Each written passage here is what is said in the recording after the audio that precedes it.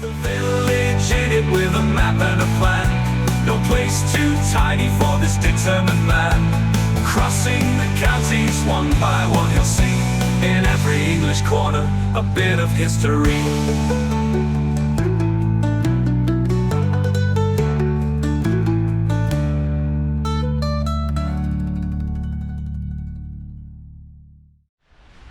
Welcome back to Harrogate once again, people, and we're beginning this episode in what appears to be like a little wooded copse or a mini forest. And as nice as these trees are, that's really not why we're here. We're here because of this thing here. You can see there's a mound there with some of these trees growing out of the side of it. On that mound there used to be either a castle or a fortified manor house. No one's really sure which. And living in that building, property, whatever you want to call it, were the Goodricke family of Ribston Hall. They chose to live here in this village rather than permanently in the hall that we saw yesterday. Welcome to the parish of Hunsingore.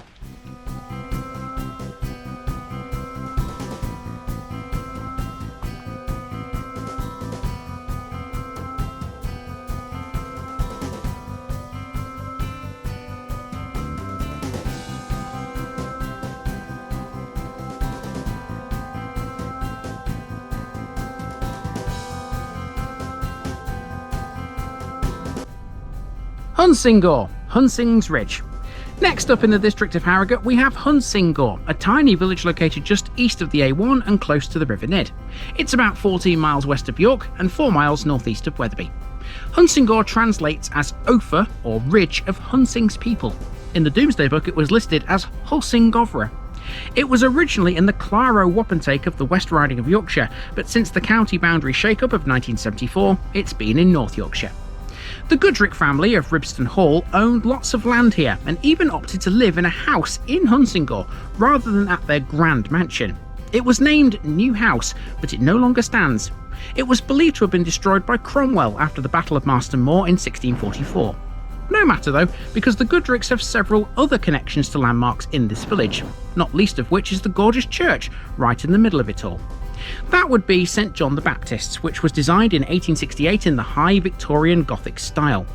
The churchyard features the Goodricke tomb, which we'll be seeing. Elsewhere there's the remains of a medieval hall on a raised terrace overlooking the River Nid. That's sometimes referred to as Hunsingore Castle. There was once a water-powered corn mill on the Nid too, by a weir.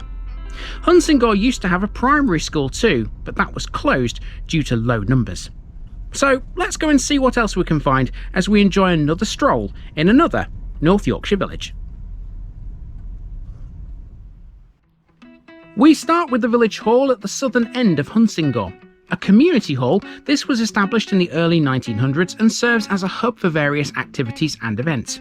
It's a unique and integral part of the Hunsingore community. The hall is run entirely by volunteers who work hard to ensure that it's well maintained and available for use. There's not much more to it than that, so let's move on up the street towards the church.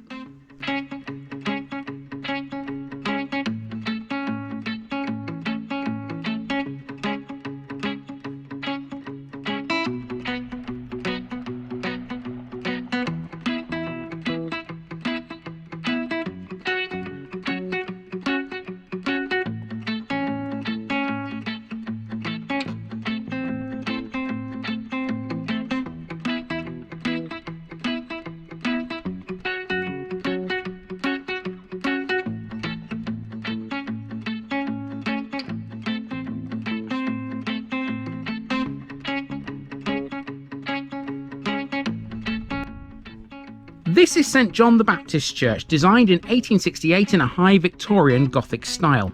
It includes an unusual and fanciful covered entrance to the churchyard, this stone arch. St John's architect was Charles Kirk of Sleaford, who designed the church for John Dent of Ribston Hall. It has a 14th century style Gothic nave with north and south aisles, a tower with a brooch spire, a south porch and a two-bay choir with an apsidal chancel. Primarily it's made from pink sandstone and ashlar with a Westmoreland slate roof. Memorials-wise, the Goodrick family feature heavily here, as one might expect. Inside there's a stone memorial to Sir Henry Goodrick, who died in 1833. There are also many brass memorials to members of the Dent family, who still reside at Ribston Hall.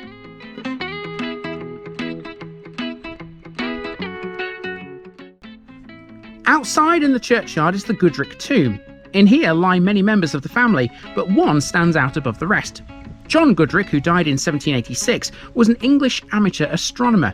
He's best known for his observations of the variable star Algol Beta Persei in 1782. Here's a bit more about him.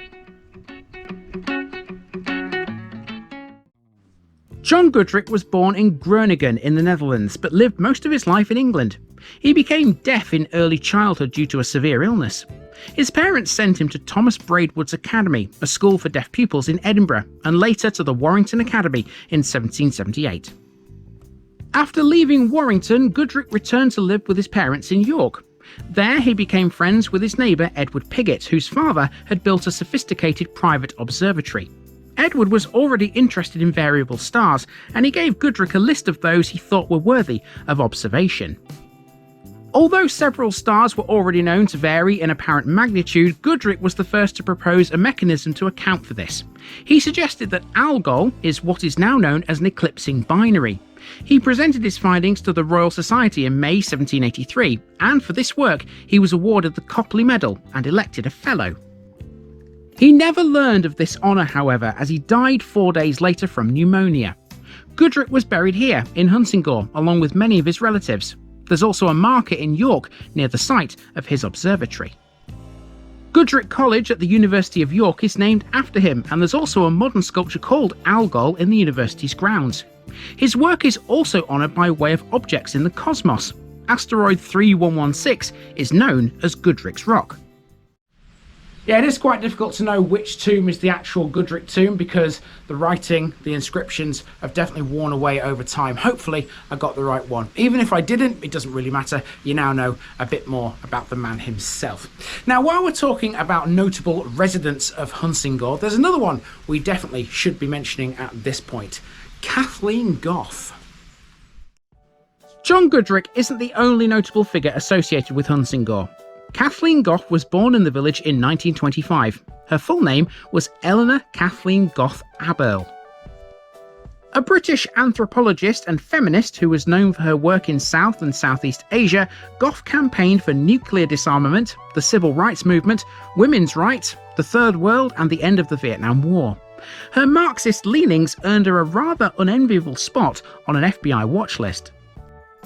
Gough was educated at Hunsingore's Church School, obtaining a scholarship to King James's Grammar School in Knaresborough, and then in 1943 to Girton College, Cambridge. I've been to Girton, folks. That video is linked in the end screen.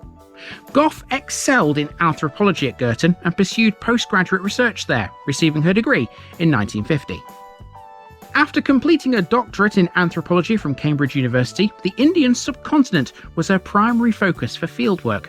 Her research centred around the Malabar district from 1947 to 49 and the Tanjore district from 1950 to 53. Her efforts were groundbreaking and resulted in the publication of 5 papers in the 1950s. Gough promoted the welfare of lower castes in India, hoping to bring them closer to the principles of communism. Gough also strongly opposed upper castes who generally supported right-wing politics and anti-Marxism. Gough herself was a Marxist, and the responses of some university administrations to her leftist leanings sometimes landed her in trouble. These included supporting Cuba during the Cuban Missile Crisis. As a result, most of her stipulated pay hikes during her teaching career were cancelled. Moreover, Gough's membership in the Johnson Forest Tendency, her work for civil rights and against the war in Vietnam, triggered the interest of the FBI, who placed her and her husband on their watch list. Nonetheless, some of her works remain important to this day. Although born here, Hunsingore isn't her final resting place. After dying of cancer in Vancouver in 1990 after a 4-month illness, Gough was instead buried at Capilano View Cemetery.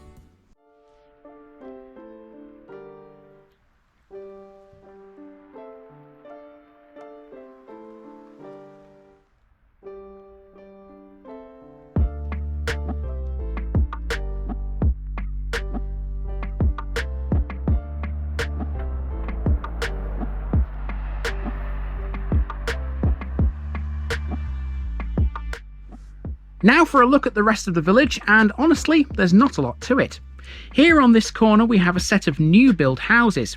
These stand where a kitchen company's showroom used to be. Named Concept Kitchens, it's now based on the Thorpe Arch industrial estate. Concept is a family business which was first established in 1909, and for years Hunsingore was its home. Let's complete the circuit of Hunsingore now, and I'll see you in familiar territory in just a moment.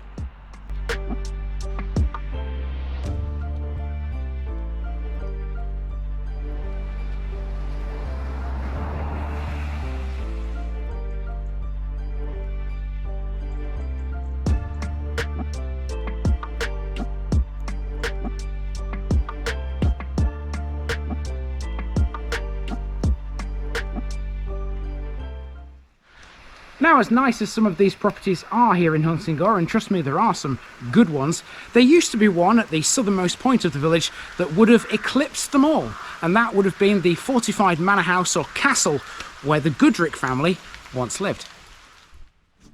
South of the village is a track that leads to the River Nid. You can walk down here because it's a public right-of-way. In doing so, you'll pass the site of Hunsingore Castle. The history of the castle is not well known, but here's some possibilities. When the manor of Hunsingore was given to the Knights Templars Preceptory in Ribston in 1217, its earliest defensive structure may have been a castrum built by the order. It may have developed into a timber castle or a fortified manor house. Whatever the case, it occupied a raised river terrace overlooking the Nid. The mound appears to be a natural hillock rather than one fashioned by building work. Sometime later, after the preceptory was dissolved, the mound was put to good use by the Goodricke family. In the 1540s, or perhaps shortly afterwards, they built their family home on this site, probably utilising whatever buildings existed here at that time. However, their residence didn't last long, and it's thought it was destroyed during the Civil War in the 1640s.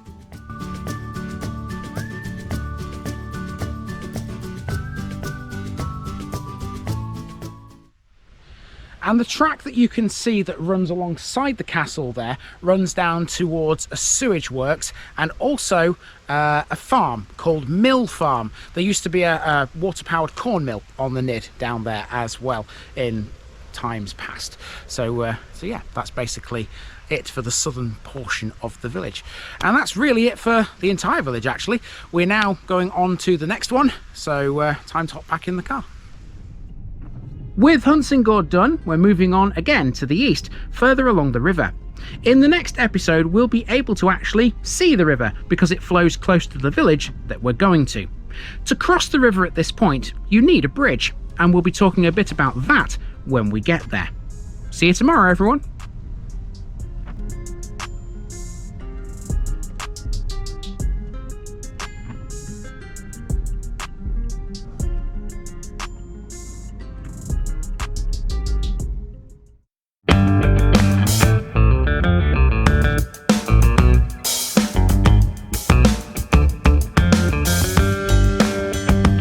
Now, just before I go, remember, this video is part of a huge project to visit every civil parish in England.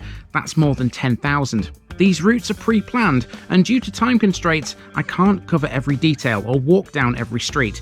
Please don't complain if this video missed something out. I pronounce names how I choose to. I am very aware that local dialect may vary, and I don't take kindly to criticism about this. You've been warned. It's impossible to know everything too. If this video was terrible, make your own. If you're a regular watcher of The Village Idiot, you're not the only one. If you've got a small business, why not use my videos to advertise it? Leave a comment below if you're interested. And finally, thanks for watching this episode, everybody. Give us a like and a subscribe if you've enjoyed this episode, and share it with your friends and relatives. It all helps to keep this mission going. Until next time, I've been Andy, also known as The Village Idiot, and I'm out.